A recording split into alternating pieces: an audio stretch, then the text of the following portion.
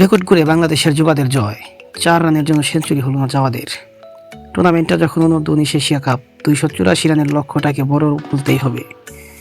টুর্নামেন্টের 36 বছর ইতিহাসে এত বেশি রানের লক্ষ্য ছুঁয়ে জয়ের কোনো উদাহরণ ছিল না। আজ দুবাইয়ের আইসিসি ক্রিকেট একাডেমিতে মাঠে সেই উদাহরণ তৈরি করলো বাংলাদেশ অনূর্ধ্ব-19 দল। 2025 অনূর্ধ্ব-19 এশিয়া কাপে নিজেদের প্রথম ম্যাচেই আজ 284 রানের লক্ষ্যে ছুঁয়ে রেকর্ড করে আফগানিস্তানকে 3 উইকেটে হারিয়েছে বাংলাদেশ।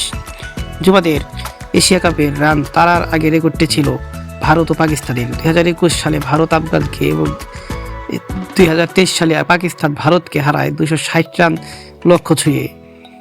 আজ টসে জিতে ব্যাটিং নিয়ে ফয়সাল শিনোজাদার সেঞ্চুরিতে ভর করে 7 উইকেটে 283 রান করে আফগান যুবাবারা।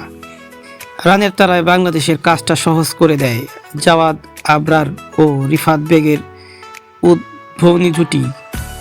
26.4 ওভারে 151 রানের জুটি গড়ে দুইজন। 48 বলে 5-4 ও 2 ছক্কা 62 রান করে ফিরে যান রিফাত। সেঞ্চুরির সম্ভাবনা জাগিয়ে জাওয়াদ কাটা পড়েন নরবরে 90-এ। তখন বাংলাদেশের রান 2 উইকেটে 170। 112 বলে 96 রান করার পথে 9টি 4 ও 6টি ছক্কা মেরেছেন জাওয়াদ। 2 ওপেনারের বিদায়ের পর কালাম সিদ্দিকীকে নিয়ে দলকে এগিয়ে নেন অধিনায়ক আজিজুল হাকিম। তবে 2 ওভারের মধ্যে 13 রানের মধ্যে দুজনের বিদায়ের একটু চাপে পড়ে বাংলাদেশ যুবারা।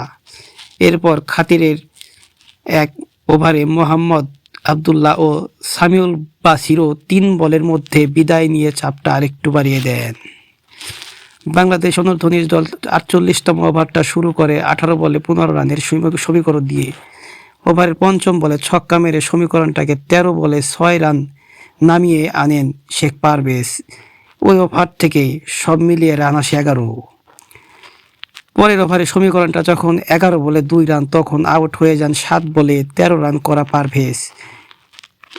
এর 3 বল পরেই 1 রান নিয়ে দলকে জয়ের বন্দরে নিয়ে যান শাহরিয়ার আহমেদ। বাংলাদেশের যুবা জিতল 7 বল হাতে রেখে। এর আগে আফগান যুবাদের ইনিংসে 94 বলে 103 রান করেন শিনোজাদা। বাংলাদেশের বিপক্ষে 6টি যুব ওয়ানডে খেলা শিনোজাদার এটি 3য় সেঞ্চুরি। ইংল্যান্ডের হামজা শেখকে পেছনে ফেলে বাংলাদেশের বিপক্ষে যুব ওয়ানডেতে সবচেয়ে বেশি সেঞ্চুরি করেন এখন শিনোজাদারাই।